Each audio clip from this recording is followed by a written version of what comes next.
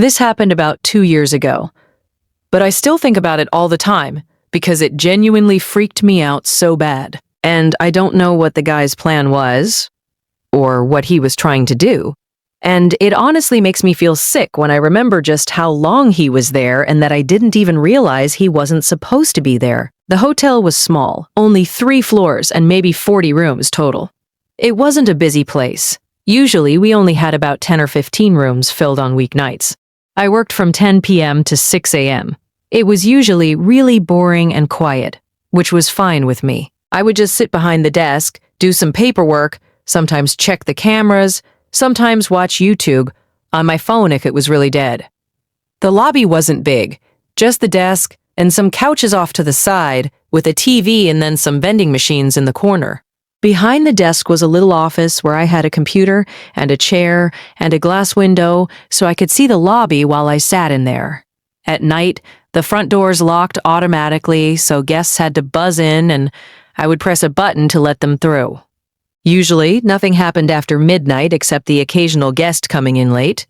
But one night, this man came in around 11 o'clock and everything about it still makes my stomach drop when I think about it. He buzzed the door and I let him in. He looked mid-40s, tall, kind of skinny, but not too skinny, and he was wearing jeans and a baseball cap, carrying a backpack. He walked up to the desk and asked if we had a room for the night. I told him yes and gave him the price, and he nodded and pulled out a card. I swiped it, it went through, and I gave him a key card for room 214 on the second floor. I remember he looked at me for a second too long before he left. He had this kind of blank expression, and his eyes stayed on me for maybe 5 or 6 seconds after I handed him the key. Then he turned and walked off toward the elevator. Nothing about it screamed dangerous right away, but it was enough to make me notice him. After that, I sat back in the chair and played on my phone for a while. Around midnight, I looked up, and he was back in the lobby. He didn't come to the desk. He just walked past me and sat down in the lounge area with the couches. The TV wasn't on, but he just sat down facing it. I figured maybe he couldn't sleep or something. Some guests hang out in the lobby sometimes, so I didn't think too much of it. But then, after half an hour, I realized he was literally just sitting there doing nothing. He wasn't on his phone or reading, he wasn't even dozing off. He was just staring straight ahead at the blank screen. I got up at one point to grab water from the vending machine, and when I walked across the lobby, I felt him turn his head and watch me the whole way. I didn't look at him directly, but I could feel his eyes on me until I was back behind the desk. It gave me this really uneasy feeling. Around 1 a.m., I was checking the reservation system on the computer because I was bored. And that's when I noticed something weird. I pulled up the occupied room list and saw that room 214 said vacant. I mumbled what the under my breath and double-checked because I literally just checked this guy in an hour earlier. I thought maybe I made a mistake. So, I looked at the check-in logs and there was nothing for him. No name, no charge, nothing. Then I went into the transaction screen to make sure his card had gone through earlier and it showed no payments. I remember feeling confused as hell because I swore I swiped his card and it beeped like it worked, but there was nothing in the system at all. That's when I picked up the phone and called room 214. It rang like 10 times, but no answer. Then I checked the key card entry log, which tells you if the door to that room was open that night, and it showed nothing. No one had entered the room. That's when I realized he never even went to the room after I gave him the card. I looked over into the lounge, and there he was still sitting there staring at the TV that wasn't even on. I started to get this awful feeling in my chest. I sat there debating what to do. Part of me thought maybe the system just glitched. But the fact that the room had no entry log and no charge made it pretty clear he wasn't even checked in.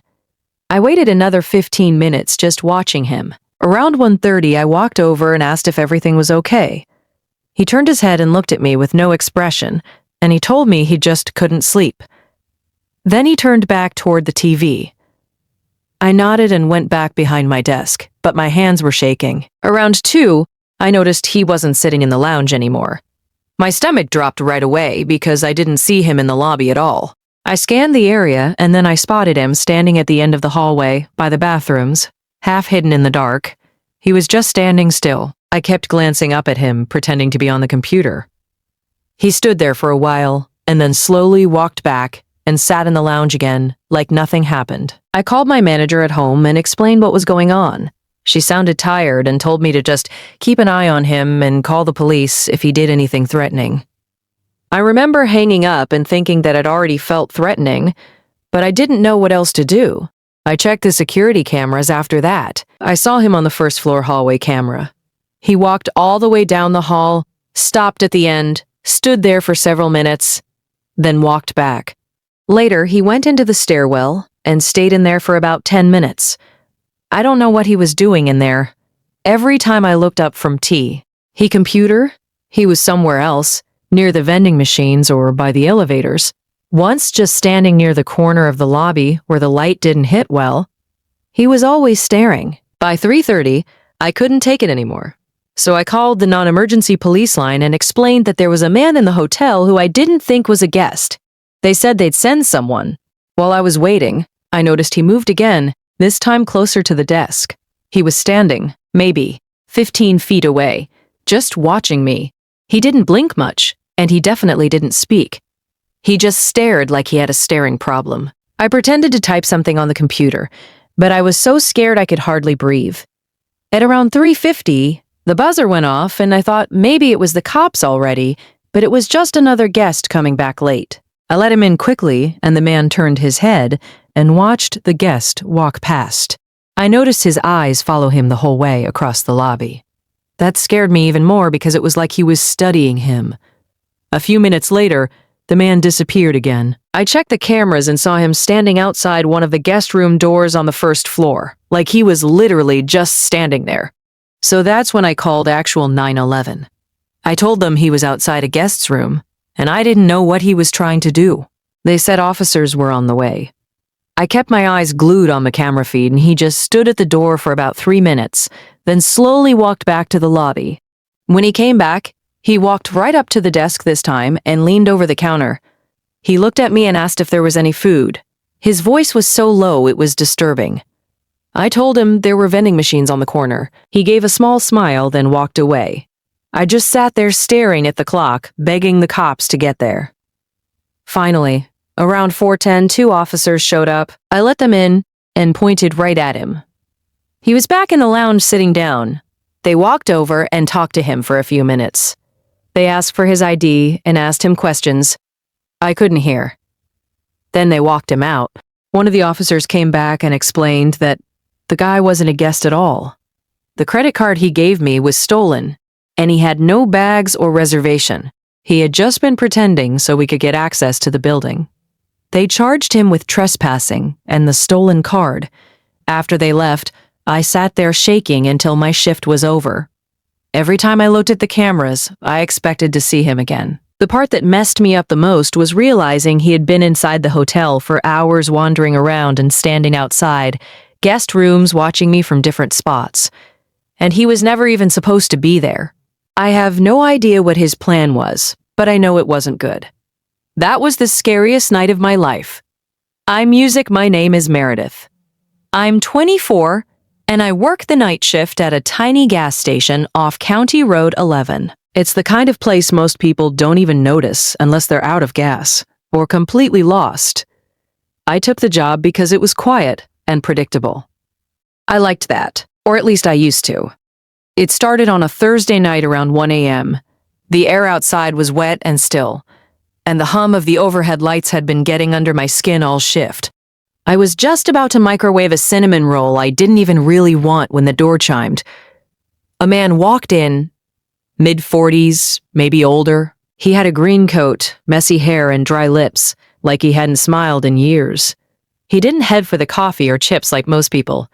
He just stood near the counter, staring at me, with a strange kind of familiarity. "Hi," I said, forcing a polite smile. Then the man said, "You always work this late." I blinked and said, Yeah, mostly." He smiled. Then he said, "I figured I've passed through a few times. Noticed it's always you." That unsettled me more than I let show. "Oh yeah, right. Small town," I said.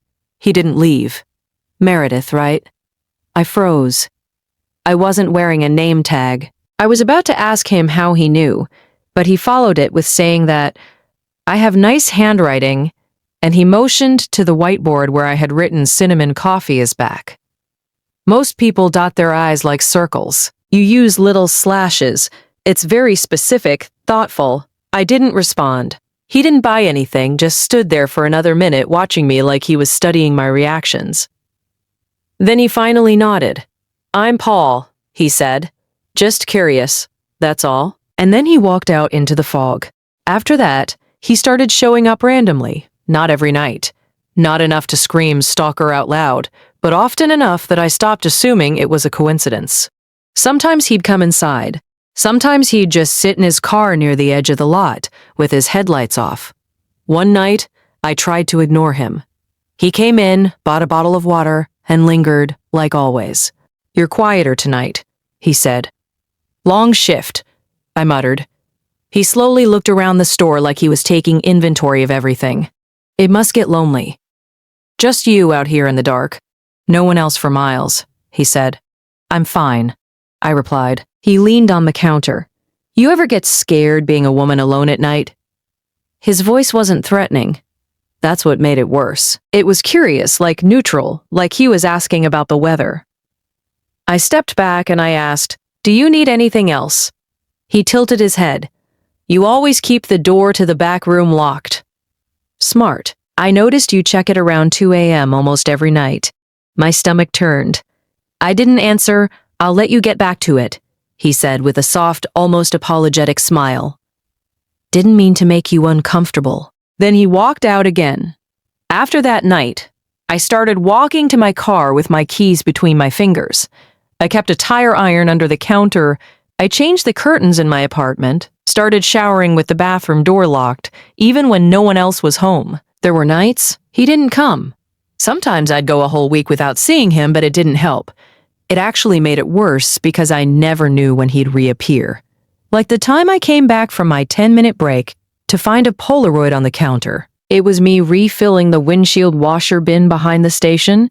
It was taken from that night, close up, way too close. There was no note along with it, but the slash dot on the word I and the word windshield on the bin label had been circled in red ink. The next time he came in, I told him to leave. I told him if he stayed, I'd call the police. Paul just nodded. "I get it. I've been too forward. You've been following me," I said with my voice cracking, and I hated that it did. "I just think you're the kind of person who's used to being misunderstood."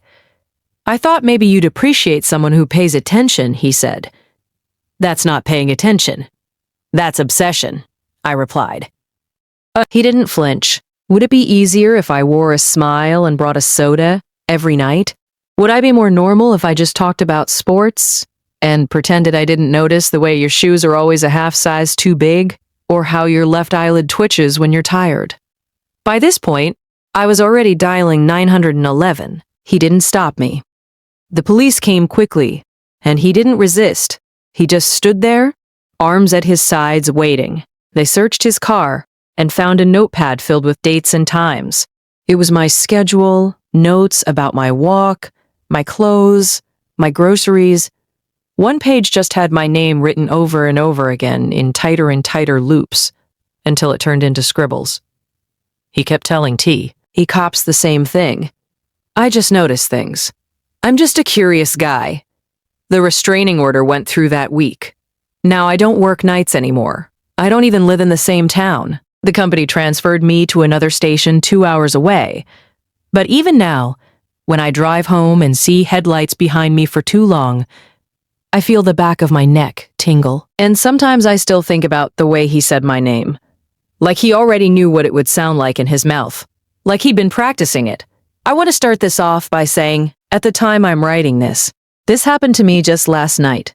I work the overnight shift at a 24-hour gas station. I'm a 22-year-old female, and I've been working there just shy of 2 months. I work the weekend shifts, which is Thursday through Saturday, while another coworker, who I'll call Max for privacy reasons, works the weekdays of Sunday through Wednesday. My coworker Max and a friend of his, I'll call Ben, had come into the station at about 2:30 a.m. to get some coffee and say hi. Max and his friend had taken some magic mushrooms a couple hours before they came in. So when I saw them, they were all giggly, and honestly, it was pure entertainment for me. As we were talking about random stuff, Ben had made the comments about how there was a car parked in the parking lot, with its lights off, but running with someone inside that had been there before they pulled in, he said when he questioned the guy. The guy said he was waiting for a DoorDash order. Normally, that wasn't out of the ordinary for DoorDashers to wait in their car while we packed an order up. What was odd was I hadn't received an order in almost 2 hours. I spent most of the night in the back of the store cleaning, away from the tills and the front doors, so I couldn't even see the parking lot. We waved it off as nothing, and the two guys went outside to smoke a cig, and play with Max's dog, who they brought along. At first, I didn't think much of it. But once I was alone, I thought it was a little weird considering I didn't know how long they'd been out there before my coworker came in. Fast forward about an hour, and they came back in to get more coffee. It was at that point Max told me more about how the car had been out there parked in a spot that even when I went to the register, I couldn't see it due to the wall. He told me that the entire hour they were out there playing with his dog and smoking in the parking lot, the man in the car had switched between watching them and looking like he was texting someone on his phone. When Ben had noticed this, in his high-as-hell state, he walked over to the car and asked, "What's up? Why are you looking at us?" At that point, the man had tried to pretend he didn't speak any English. When that didn't work, he switched to English and started saying he must have had the wrong address before hightailing it out of the parking lot. He was definitely higher than Max at that point. But what made it really creepy was Max said that the car looked brand new and had no license plate. He also noticed there was a pile of blankets in the back, enough to hide someone under. And when the man was confronted, another car had just pulled into the lot with its lights off. A car that also looked brand new and had no license plates. And as soon as the first car had started driving away, the car that had just pulled in immediately followed them out. Max had stayed another 15 minutes before they headed out, and told me to be careful and to keep an eye out. At about 6 a.m., he came back in for more coffee, and he was definitely sober. So, we talked more about it. He said the guy was acting super suspicious the entire time they were out there, constantly checking his phone and watching them along with the entrance to the parking lot and the doors to the store. Even he admitted that he was freaked out. And once he came down from his high, he wanted to check on me to make sure I was all right. We both decided that had they not been there, this whole scenario could have gone one of several ways. I don't know if it was a pure coincidence or if those two cars were planning on doing something to me as soon as Max and Ben had left, and I was alone. I may carry a knife on my person for protection, but my gut tells me that from what they described, that if there were multiple people, it might not have been any good. And if they hadn't been there just playing like kids in the parking lot, something terrible just might have happened to me. I work again tonight, and I'll update if anything happens during my shift. I really wish I didn't have an update for you, but I do. The car came back again during my shift. This is how it happened. It was about 3 a.m., and I was mopping the floors when 4 guys came in to get coffee and some snacks. So I was ringing them up when one of them asked if I knew anything about the car that was at the far end of the parking lot running with its lights off. I looked at the man and asked what car. He then went on to tell me there was what looked like a brand new Subaru, with no license plates running with what looked like 2 guys arguing in the front seats. I could feel my heart drop into my stomach when he said this. I told the group that a car with that same description had been sitting in the parking lot the night before, but there was only one guy in it, who I assumed to be the leader of this group, told me as they were pumping gas, they noticed the car as it had been there when they pulled in and how it just sat there as they filled up their truck. He told me as they were walking to the door as they passed the car since they were at the pump, farthest F, run the doors. He said that as they passed they could hear a guy not quite yelling, but talking pretty loud and pointing towards the doors of the store. As they passed, one of the guys started to walk towards the car to ask if everything was okay. When the guys in the car finally noticed them, they proceeded to put the car in reverse and drive away. I told them that I believed that was the same car from the night before that had been acting suspicious when there were others in the parking lot. And when confronted, he seemed panicked before leaving with another car, following him out. They seemed alarmed and offered to stay with me for a bit to make sure they didn't come back. I asked if they were sure, and when they told me it was no problem, they hung around for about 20 minutes before we all decided I was probably in the clear. I thanked them again and let them top off their coffee for free before they headed out, and I was left alone. Nothing else happened the rest of my shift, but I sure as hell kept an eye out when I eventually had to go outside to change the trash at the gas pumps. What's scariest to me is not once did I see this car, but had multiple people warn me about it. At first, I was hoping I was just paranoid and it was really nothing. But to have the same car come 2 nights in a row at almost the same time and park in a spot that couldn't be seen from the register or the front windows makes me wonder if my paranoia is justified. If it is, I'm just glad I had another group of people show up. So I wasn't alone if those guys in the car had decided to come in. Thankfully, I don't work for the next few days. And I can only hope when I work again the car doesn't show up. I'm 29 and I work the overnight shift at a small rural motel. It's not a chain, just a family-owned place with 2 floors, and maybe 25 rooms in total. I usually work from 10 p.m. to 6 a.m.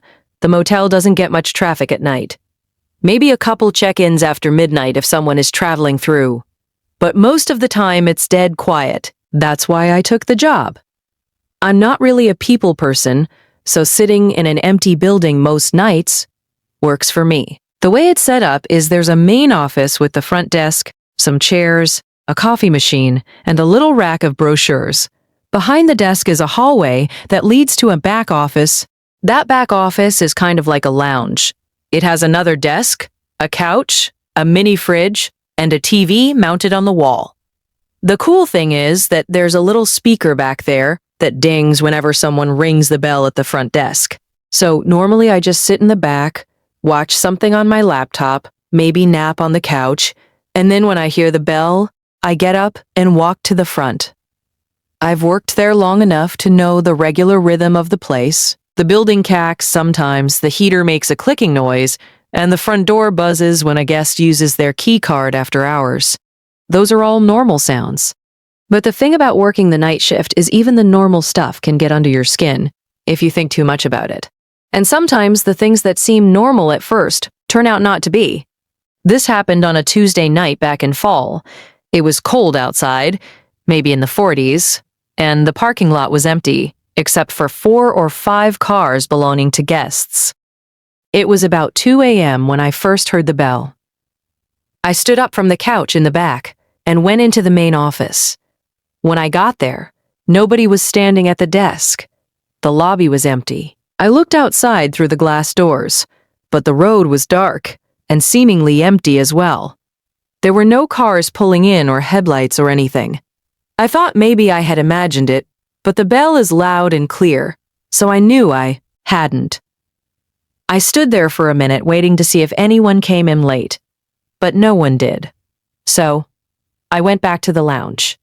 I sat on the couch, pulled out my phone, and scrolled for a while. Not even 10 minutes later, the bell rang again. I jumped up and walked quickly into the main office, but once again, it was empty. The hair on the back of my neck stood up this time. I went to the doors and stepped outside. The parking lot looked the same as before. The cars were all parked with their lights off, and there was no movement anywhere. The road was completely empty, too. I walked to the edge of the sidewalk and looked both ways. But there wasn't a single sign of life out there. I went back inside and sat behind the front desk this time instead of going to the back. I figured maybe some drunk person was messing with me. A ding-dong ditch of sorts. Maybe a guest's kid thought it was funny. But after sitting there for 15 minutes with nothing happening, I started to relax again. I leaned back in the chair, opened my laptop, and figured it was just one of those weird things I'd laugh about later. Then the bell rang again. I snapped my head up so fast that it hurt. The lobby was still empty, nobody in sight. My skin started to crawl. I stood up and walked around the front desk to make sure nobody was hiding, but there was no one. I checked the bathrooms of the lobby. I even stepped outside again. Nothing. I walked the lot a little, shining my phone flashlight, but it was just dead quiet. I went back inside, and that's when I decided to try something different. Instead of going back to the lounge, I sat down in the chair right behind the front desk. If someone was sneaking around and ringing the bell just to mess with me, I wanted to be there to catch them. I turned the lobby lights down a little so the room was dim, and I just sat there listening. It was so quiet that every little, less sound made me twitch. The clock ticking on the wall sounded louder than usual. The fridge in the back office clicked on and hummed. Every couple of minutes, the building creaked as it settled. I sat there with my arms crossed, staring at the bell on the counter. 15 minutes passed, then 20. My eyes started to get heavy, and I thought maybe the person had given up. I even started thinking I'd just imagined the whole thing. Just as I was letting myself relax and doze off, it happened. The bell rang. Only this time, I saw what was doing it. A pale hand came up from under the front desk, reaching over the counter and pressing the bell right in front of me. I jumped up so fast, I'm sure the chair almost fell over, and I bolted down the hall into the back office. I slammed the door and locked it. And I stood there in the dark, my chest pounding. My mind was racing, trying to figure out how someone could even be under there. The desk doesn't have much space underneath, but it's enough for someone to crouch if they squeezed in. That meant they'd been hiding just a few feet away from me, waiting. I forced myself to look at the security monitors. There were 4 cameras, 1 on the lobby, 1 on the hallway, and 2 on the parking lot. On the lobby feed, I saw the chair had apparently tipped over in my rush. The counter looked empty. Then in the bottom corner of the frame, I saw movement. A head poked out from behind the desk.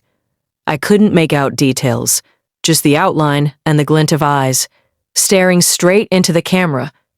I backed away from the monitor. I couldn't look at it. I grabbed my phone and dialed 911 with shaking hands. I whispered to the dispatcher that someone had broken in and was hiding in the lobby. She told me to stay where I was and that officers were on the way. While I was on the phone, I watched the monitor. The person's head disappeared. And then I saw the person crawl out from behind the desk on hands and knees. He crawled to the door and then stood up. He was tall and wearing a hoodie, with the hood pulled tight, and his posture was hunched over. Then he turned around and started walking around the lobby like he was looking for something. And then he turned and walked out of the camera frame toward the hallway that led to the back office. I pressed my back against the locked door. A moment later, the knob rattled. Just once. A very slow rattle and then nothing. The dispatcher kept asking if I was safe, but I couldn't even answer for a few seconds, because my throat felt like it was closing up. After what felt like forever, I heard slow footsteps moving away. I rushed back to the monitor. The man was pacing around the lobby again. At one point, he stood in front of the glass doors and just stared outside like he was waiting for someone. Then he walked over to the brochure rack and started flipping through the papers as if he were sarcastically killing time. Minutes dragged by.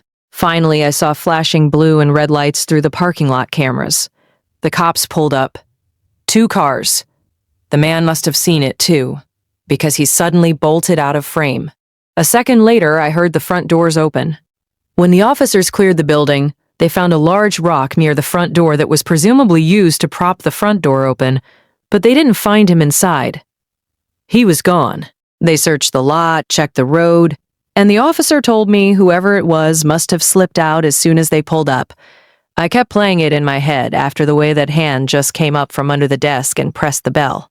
Calm as anything. Now, every time I hear that bell at night,